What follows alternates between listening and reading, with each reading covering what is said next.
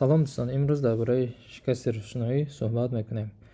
خب شکست روشنایی در حیات هر روزه در کجا دیدن ممکن است؟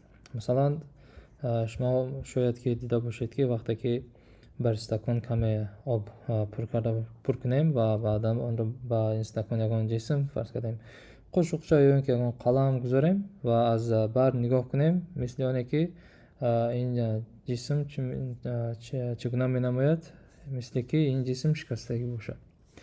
خب یا اینکه مثال دیگر فرض کردیم ما از بیرون با آب نگاه میکنیم و شاید که فرض کردیم که ماهی رو میبینیم و ما ماهی رو که ما میبینیم، ما در اصل خودی ماهی رو نیو خودی تصویر آن رو میبینیم. یعنی در اصل این نقطه‌ای که ما میبینیم در اینجا ما تنها رسمی، یعنی تصویر ماهی رو میبینیم و در اصل باشد ماهی خودش در دیگر جا قرار دارد. این هست یکی از سبب این شکست روشنایی است که ما صحبت میکنیم. یا اینکه فرض کردیم در حیاتمون، یعنی که ممکن که شاید دیده باشیم وقتی که باران میبارد و در عین زمان چی است؟ آفتاب است، هوا در آفتاب است و چی رو دیدن ممکن است؟ یعنی چیزی که میگن رادوگا رو دیدن ممکن است. درست خط تیر و کمان رو دیدن ممکن است که سبب پیداشوی این تیر کمان این است، یعنی شکستی روشنایی. یا اینکه فرض کردیم که روشنایی وقتی که محیط خود را عوض میکند، خب وقتی که هنگام عوض کردن محیط چیکار میکند؟ روشنایی سمت حرکت خود را نیز، یعنی سمت پهنشوی خود را نیز عوض میکند، یعنی تغییر میدهد، چگونه که در این رسم نشان داده شده است. خب اکنون پیش از آنکه ما درباره سرعت خودی شکست روشنایی صحبت کنیم، ما باید یک چیز رو فهمیم. خب روشنایی در محیط های گوناگون، یعنی در محیط های گوناگون، در آب، در هوا، در شیشه دارای سرعت گوناگون می باشد. یکم چیزی که ما باید در خاطر داشته باشیم، سرعت روشنایی این سرعتی از همه بلندترین است و این سرعت از همه بلندترین در کجا دیده میشه؟ در واکوم یا که در هوا. یعنی این رو ما با حرف C اشارت میکنیم، با حرف C انگلیسی، و این است سرعت روشنایی در هوا یا اینکه در واکوم و قیمت این برابر است با 300,000 کیلومتر تقسیم ثانیه. 300,000 کیلومتر تقسیم ثانیه، یا اینکه این را ما میتوانیم نویسیم 3 ضرب 10 در درجه 8 متر تقسیم ثانیه. یعنی روشنایی در هوا یا اینکه در واکوم در یک ثانیه 300,000 کیلومتر مسافه رو طی میکند. خب این رو باید در خاطر داشت، یعنی سرعت روشنایی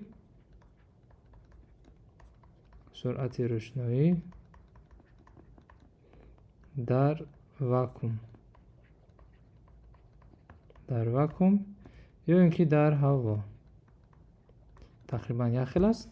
خب این رو ما با حرف C اشارت میکنیم.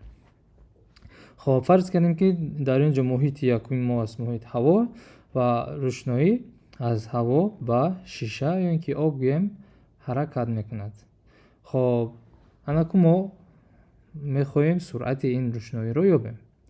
خب فرض کنیم که سرعت روشنایی رو حساب میکنیم و حساب کردیم که سرعت روشنایی در این منطقه، خب اگر در اینجا رو تصویر کرده گیریم، یعنی سمت خب در سرعت روشنایی در این محیط میشود این رو با حرف یگان V اشارت کنیم. خب اگر با حرف V اشارت کنیم، پس سرعت روشنایی ما میشود V. خب این سرعت روشنایی خورد میشود از سرعت روشنایی که در کجا قرار دارد؟ در واکوم یا که در هوا قرار دارد. و چقدر خورد، چقدر تغییر یافتن این سرعت رو در این محیط، یعنی میگویند نشان دهنده شکستی روشنایی. یعنی این رو با حرف N اشارت میکنیم و این N برابر است با قیمت سرعت روشنایی در واکوم تقسیمی یا که در هوا تقسیمی سرعت روشنایی در خودی همان محیط V. خب در اینجا N این چی است؟ N نشان دهنده شکست روشنایی است. این را میگیم نشان دهنده شکست روشنایی. نشان دهنده شکست روشنایی. یعنی که محیط ما شفاف است و در این محیط سرعت روشنایی نسبت به سرعت روشنایی در واکوم چی است؟ خرد است. چقدر خرد است به این قیمت، یعنی با قیمت n که گفتیم نشان دهنده شکست روشنایی است. خب فرض کردیم که n شیشه بعضا می شود که n شیشه برابر می شود با فرض کردیم 1.1/5. خب این معنای چی را دارد؟ این معنای آن را دارد که سرعت روشنایی در این محیط، در این شیشه 1.5 مرتبه خردتر می شود نسبت به آنه که سرعت یعنی روشنایی در هوایی که در واکوم حرکت می کند. خب یعنی اگر سرعت روشنایی رو در این محیط یابیم، پس V برابر می شود، از این فرمول V رو یابیم اگر، پس این برابر می شود 3/n. یعنی سرعت روشنایی رو با قیمت نشان دهنده شکست روشنایی همون محیط تقسیم کنیم، پس این چی رو می دهد؟ سرعت روشنایی در همون محیط. یعنی 3 ما چند گفتیم؟ 300,000 کیلومتر تقسیم ثانیه تقسیم 1.5 و اهمیت دهد n یگان واحدی چنک ندارد، این تنها یک چیز رقم است. یعنی 300,000 تقسیم 1.5 کنیم اگر، خب می شود که 200,000 کیلومتر تقسیم ثانیه. یعنی که سرعت یعنی روشنایی در این محیط کار میکند؟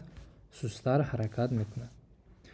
خب این است دوستان، یعنی باید فهمیم که وقتی که روشنایی محیط پهنشوی خود را تغییر میدهد، سرعت روشنایی نیز چیکار میکند؟ تغییر مییابد، یعنی خرد میشود. خب چقدر خرد میشود، چقدر تغییر مییابد، این وابسته است به نشان دهنده شکست روشنایی همون محیط شفاف. یعنی خب اکنون خب فرض کنیم که ما روشنایی داریم از هوا به شیشه میافتد و از درس پیشینه چگونه که میدونیم روشنایی هنگام افتیدن همیشه قسماً انعکاس مییابد، روشنایی قسماً انعکاس مییابد، یعنی به این طرف. خب روشنایی به این طرف چیکار کرد؟ انعکاس یافت و ما باید در نقطه افتیش یک خط پرپندیکولار به همین سطح کشیم که این رو گفتیم نورمال، خط نورمال تصویر میکنیم در اینجا دوستان. در اینجا خط نورمال یعنی این خط با این سطح پرپندیکولار است، چنین تصویر میکنیم. و اکنون وقتی که روشنایی به یگان سطح شفاف، به یک محیط شفاف می افتد، دو حادثه رخ میدهد. یکم حادثه انعکاس خود روشنایی از همون از سطح و دوم از سبب آنکه این محیط شفاف است، روشنایی قسماً چیکار میکند؟ قسماً میشکند، یعنی که با خود محیط میدراید. از کم پیش گفتیم که وقتی که محیط عوض میشود، روشنایی سرعت خود را نیز چیکار میکند؟ عوض میکند. پس وقتی که به این محیط میدراید، سرعت روشنایی سست میشود و این باعث میگردد، یعنی سبب این سبب میشود که روشنایی سمت حرکت خود را چیکار کند؟ تغییر دهد به چنین شکل. خب یعنی که روشنایی ما سمت حرکت خود را چیکار کرد؟ کمی تغییر داد. در اصل روشنایی باید با این طرف حرکت میکرد، به همین سمت خط راست، لیکن چیکار کرد؟ از روی این سمت حرکت نکرد بلکه سمت خود را کمی تغییر داد. چرا؟ چون که سرعت روشنایی در این محیط خردتر است نسبت به وقت در هوا. خب اکنون دوستان ما در اینجا یک چند ترمینا است که باید به خاطر گیریم. خب کنج بین نوری افتنده و نوری و خط نورمال، بیاید خط نورمال رو با حرف n اشارت کنیم. کنج بین نوری افتنده اینро بیاید با یک رقم یک اشارت کنیم، یک. و نرمال این رو میگیم ما کنج افتش و عادتا اشارت میکنیم با حرف الفا. و از قانون انعکاس روشنایی میدونیم که کنج افتش برابر است با کنج انعکاس، یعنی کنج بین نرمال و نوری انعکاس شده. این رو با رقم 2 اگر اشارت کنیم، نوری انعکاس شده. خب پس این کنج رو، یعنی این دو کنج چی هستند؟ برابر هستند، کنج افتش و کنج انعکاس. اکنون سیوم خط، سیوم نور این چی است؟ این نوری شکسته، این رو نوری شکسته میگیم. خب اکنون کنج بین نوری شکسته و نرمال رو که در اینجا است، این کنج رو اشارت میکنیم با حرف بتا و این بتا رو ما میگیم کنج شکستی روشنایی.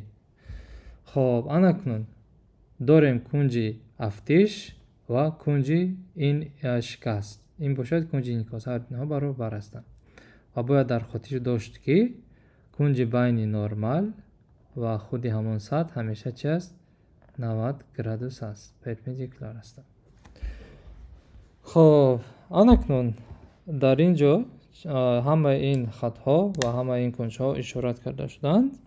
یعنی گفتیم یکم این کنج افتنده است یا که نوری افتش است و همیشه در نقطه افتش ما خط پرپندیکولار به همون سطح تاثیر میکنیم و این کنج بین نوری افتش و نرمال رو میگیم کنج الفا و همیشه دو حادثه رخ میدهد. گفتیم وقتی که روشنایی به سطح میرسد، به یکم سطح میافتد، یکم این روشنایی قسمان انعکاس میشود و قسمان چکار میکند؟ به محیط شفاف دیگر میگذارد یا اینکه میگیم شکست میخورد و این رو میگیم کنج بتا.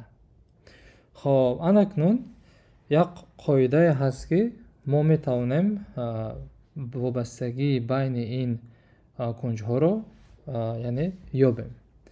خب این رو میگویند قانون شکست روشنایی یا اینکه با دیگر نام مشهور است قانون سنلیوس. قانون سنلیوس چی میگوید؟ قانون سنلیوس میگوید که اگر فرض کردیم که محیط اول نشان دهنده شکست n1 داشته باشد، یک اون رقم n1 و محیط دوم اگر نشان دهنده شکست n2 داشته باشد، پس وابستگی بین n1 n2 و کنج های الفا و بتا چنین است: n1 ضرب سینوسی n1 در کجا است دوستان؟ در محیط یک، یعنی این کنج چی است؟ کنج افتش. پس میگیریم n1 ضرب سینوسی الفا در محیط یک برابر است با n2 ضرب سینوسی همین محیط. کدام کنج؟ کنج بتا. سینوسی کنج بتا. یا اینکه این رو ما میتوانیم چنین نویسیم: سینوسی الفا تقسیم سینوس بتا برابر است با n2 تقسیم n1. در اکثر وقت با چنین یعنی چنین استفاده میبرند، یا اینکه میتونیم چنین استفاده کنیم. خب یعنی دوستان این از قانون چی؟ قانون شکست روشنایی. قانون شکست روشنایی چی است؟ قانون شکست روشنایی این وابستگی کنج بین کنج افتش و کنج شکست و نشان دهنده شکست این دو محیط. خب اکنون خود شکست روشنایی چی است؟ اگر گفته گذاریم در اینجا نگاه میکنیم، خود شکست روشنایی چی است؟ این حادثه است که وقتی که نور یعنی که روشنایی به سطح شفاف میافتد و سمت خود را چکار میکند؟ تغییر میدهد. سمت حرکت خود را تغییر میدهد. این را میگیم چی؟ شکست روشنایی. سبب این چی است؟ گفتیم سبب این خب تغییر یافتن سرعت روشنایی هنگام عوض کردن محیط خب دوستان بیاید یک مثال حل کنیم و این درس را جمع بست کنیم. فرض کردیم که ما چنین یک دو محیط داریم. محیط یکی ما فرض کردیم هوا باشد. عادتا شکست نشان دهنده شکست این هوا یک است و نشان دهنده شکست محیط دوم فرض کردیم که 6 باشد با یگان n برابر است. خب اگر کنج افتش ما 30 گرادوس و کنج شکست ما 19 گرادوس باشد، пас нишондиҳандаи шикасти ин муҳит ба чанд баробар аст?